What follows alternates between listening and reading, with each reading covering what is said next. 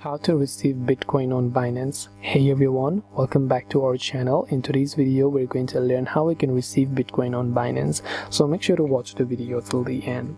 Now think about this: when you have a bank account, how do you receive money in your bank account? Well, by your QR code or your bank account number, right?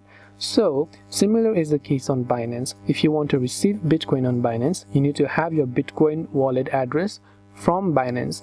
Now it needs to be specific. If you're trying to receive Bitcoin, you need to have the Bitcoin wallet address. If you're trying to receive Ethereum, BNB, you need to have their respective wallet addresses. So when you have and you give your wallet address to someone who's trying to send Bitcoin to you, then you can receive Bitcoin to your wallet. Now you can do this. It's a fairly simple process. Open up the Binance app, tap on this little option over here, then tap on deposit. Now you can actually select for which crypto you want to receive. So if I want to receive Bitcoin, I will search for Bitcoin here. Then when I select Bitcoin, this is basically one of the networks that I can choose here. So once I select any networks, you can see this is my Bitcoin wallet address. If someone wants to send me Bitcoin, they can simply scan this QR code or deposit it on this particular address.